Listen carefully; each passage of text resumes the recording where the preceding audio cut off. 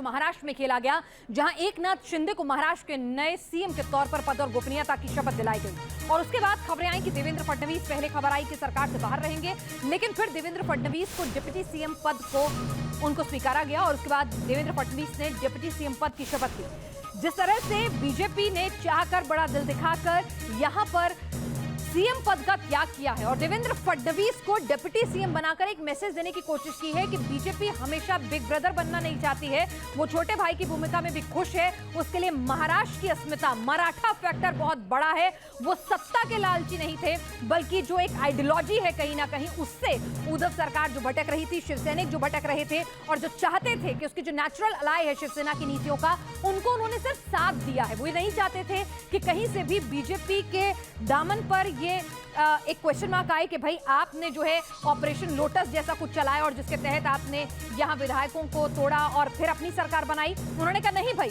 शिवसैनिक जो थे वो कहीं ना कहीं नाराज थे कि नेचुरल अलाय नहीं थे एनसीपी और कांग्रेस। हिंदुत्व की जो राजनीति, जिसको लेकर शिवसेना की पूरी राजनीति घूमती है, बाला साहब ठाकरे का जो पूरा अस्तित्व, पूरी राजनीति उन्होंने जो खड़ी करी, पार्टी जो खड़ी करी, वो जिस सोच को मानती है, वो सोच कहीं पीछे छूटती जा रही थी। वो सोच कहीं ना कहीं पीछे छूट गई सरकार बचाने के चक्कर में, कुर्सी बचाने के चक्कर में, और उससे शिवसैनिक नाराज थे, शिवसेना के विधायक नाराज थे और इसीलिए बीजेपी ने उनका साथ दिया, न कि बीजेपी ने एक और राज्य में अपनी सरकार बनाने की कोशिश की। लेकिन अब आपको थोड़ा प्रोफाइल बता दें कि आखिर शिंदे कौन है।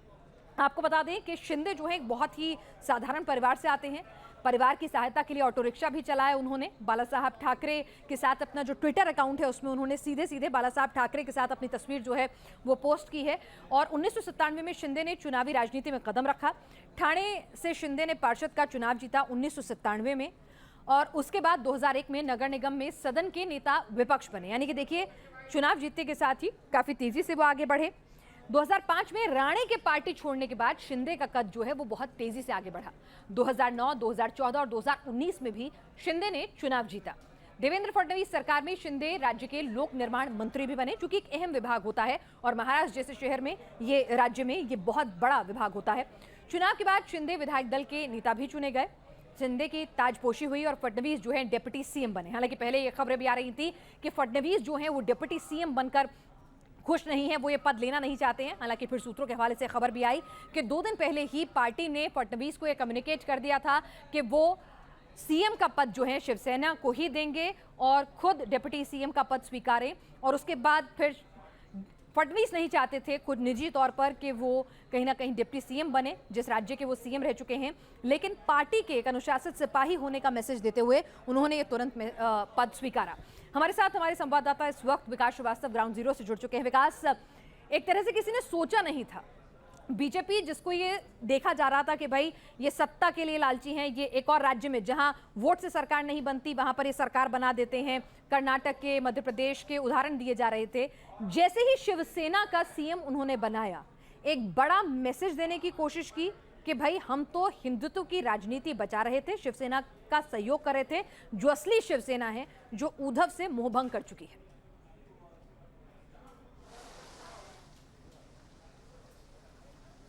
जी बिल्कुल, देखिए, एक तीर से कई निशाने साधने की कोशिश 4:30 बजे हुए उस प्रेस कॉन्फ्रेंस के ऐलान में थी।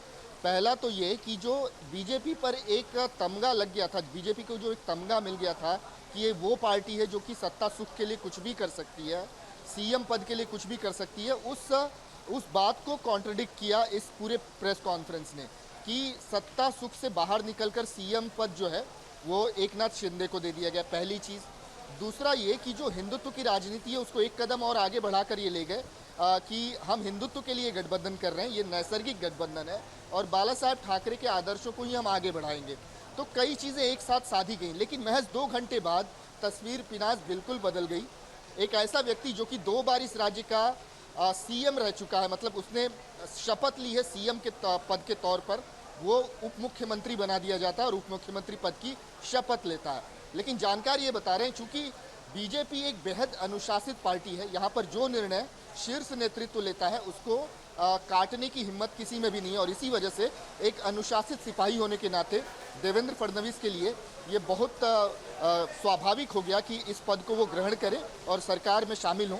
हालांकि इस बात की भी कोशिश बराबर की जा रही है पिनाज कि सरकार में उनका कद न घटे, वो कहीं कमज़ोर न पड़े, और इसीलिए तैयारी इस बात की भी है बीजेपी की तरफ से कि कुछ तगड़े पोर्टफोलियो जो हैं उनको दिए जाएं, ताकि पार्टी में भी और सरकार में भी उनका कद, उनकी ताकत बराबर बनी न है। उप मुख्यमंत्री के अलावा वो कुछ ऐसे पोर्टफोलियो ले सकते हैं आने वाले दिनों में जो कि काफ़ी महत्वपूर्ण पोर्टफोलियो माने जाते हैं। मसलन गृह मंत्रालय के बारे में मैं पिनास बता दूं कि इसके पहले भी जब सीएम थे देवेंद्र फडणवीस, तो उन्होंने गृह मंत्रालय अपने पास ही रखा था, क्योंकि उनकी ये पसंद है व्यक्तिगत रूप से कि वो पूरे पुलिस महकमे पर अपनी खुद की व्यक्तिगत नजर रखते हैं। जी पिनास। जी बिल्कुल, आप विकास हमारे साथ बने रहिए, क्योंकि जो राजनीतिक घटनाक्रम हुआ है, आने वाले बीएमसी चुनाव, फिर उसके बाद राज्य के चुनाव, तमाम चीज़ों को देखते हुए देखा जाएगा 2024 से पहले की रणनीति, बीएमसी के चुनाव, हर चीज़ों को लेकर इसको एनालिसिस करेंगे।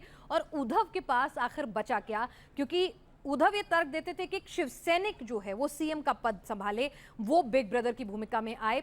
तो वो उन्होंने तर्क दिया था जब उन्होंने बीजेपी का रास्ता जो है वो छोड़ा था। लेकिन अब उनके पास क्या तर्क होगा, क्योंकि अब तो एक शिवसैनिक ही सत्ता की कुर्सी पर काबिज है, और वो शिवसैनिक खुद को बाला साहब ठाकरे का सच्चा अनुयायी बता रहा है, सच्चा उत्तराधिकारी बता रहा है। वो कह रहा है कि देखिए कि मैं बाला साहब के हिंदुत्व के रास्ते पर पार्टी को चलाना चाहता था। उद्धव अपने कुर्सी के लालच में, पुत्र मोह के लालच में, कई तरह के आरोप लग रहे हैं कि वो उस लालच में आकर कहीं ना कहीं उन्होंने पार्टी की सोच, पार्टी की जो पूरी की पूरी नींव जिस पर टिकी हुई है, जिस आइडियोलॉजी पर, उससे समझौता कर लिया था। और इसीलिए वो अब उन्होंने कहा कि एनसीपी के साथ और कांग्रेस के साथ वो नहीं रख सकते इस गठबंधन को। उनके विधायक खुश नहीं थे, उन्हें अपनी ही सरकार में द्विम दर्जे का ट्रीटमेंट मिलता था, विधायकों को फंड रिलीज नहीं होते थे, ताकत के मंत्रियों के पास नहीं थी। हालांकि वाकई में क्या ये सब उनके रीजंस जो हैं, किस तरह से राजनीतिक चश्मे से देखें तो उसके अलग अलग इंटरप्रिटेशन हो सकती हैं। अभिषेक हमारे साथ यहाँ पर जुड़े हुए हैं लगातार। अभिषेक, कुर्सी हाथ से चली गई, लेकिन यहां पर अब जिस तरह का मास्टर स्ट्रोक एक तरह से कहें बीजेपी के खेमे से आता है कि वो सीएम पद त्याग देते हैं, कहते हैं हमें सत्ता का लोभ नहीं है, हमें तो हिंदुत्व की राजनीति बचाने की इच्छा है हमारी, हम बाला साहब के एजेंडे को आगे लेना चाहते हैं, एक शिवसैनिक को हम अपने से ऊपर का दर्जा देंगे, हम उसे सीएम बनाएंगे। अब जब ये मैसेज शिवसेना के काडर में कम्युनिकेट होगा तो क्या उद्धव अपने काडर और पार्टी को वाकई में अपने पास रख पाने में कामयाब होंगे?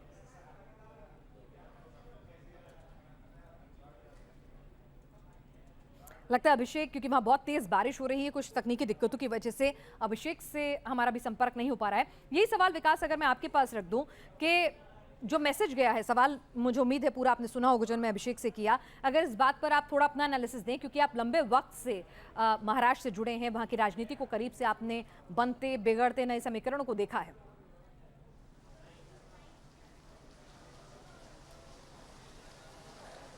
जी बिल्कुल पिनाज, देखिए मैं जिस नज़र से इसको देखता हूँ, मुझे लगता है कि उद्धव ठाकरे के लिए चुनौती अब बहुत बड़ी हो गई है।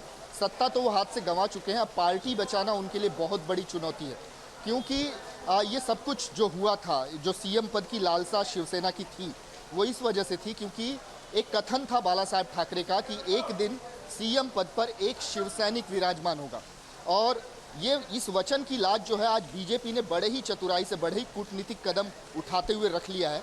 और इस कदम के जरिए ये हो सकता है कि जो बचे खुचे शिवसैनिक हैं जो अभी भी ठाकरे के कैंप में हैं, वो रुख कर सकते हैं शिंदे कैंप का कि बाला साहब ठाकरे के वचन का तो पालन हो चुका है, तो हम क्यों फिजूल में सत्ता रूढ़ रहे हैं, हम क्यों सत्ता से बाहर रहें। तो ये सारी चीज़ें उद्धव की चुनौतियाँ काफ़ी बढ़ा देती हैं। पार्टी बचाना उनके लिए सबसे बड़ी चुनौती है, और सबसे बड़ा जो सदमा उन्हें लगा, सदमा ही कहूँगा, कि वो शिवसेना जो कि 1966 से मातोश्री से चलाई जाती थी, अब वो शिवसेना कहीं और से संचालित होगी। और ये बात शायद उद्धव के लिए बहुत बड़ा ये है मैसेज है कि, और ये बात उनके लीडरशिप स्किल पर सवाल भी खड़े करता है, जिस तरीके से शिकायतें लगातार विधायक करते गए। जी बिल्कुल, इसको एक इंटरप्रिटेशन थोड़ी और आगे ले जाकर आने वाले बीएमसी चुनाव कितनी बड़ी चुनौती होने वाला है उद्धव को अपनी साख बचाए रखने के लिए, अपने काडर को एकजुट रखने के लिए, जो बीजेपी ने कार्ड खेला है। राज ठाकरे जिनके दो अलग अलग तरह के ट्वीट्स जो उनके लगातार आए, जो उन्होंने लिखा, अब उनका मूवमेंट क्या होगा, क्योंकि लड़ाई कहीं ना कहीं शिवसेना के उत्तराधिकारी के तौर पर थी, वहां उनकी राजनीति में कुछ अंतर आएगा, कहीं कुछ विलय की संभावनाएं होंगी, जिस तरह से हाल फिलहाल में उनके टोन जो हैं बीजेपी को लेकर काफी नरम पड़े थे, उन तमाम चीजों पर भी मैं आपसे एनालिसिस लेना चाहूंगी। लेकिन उससे पहले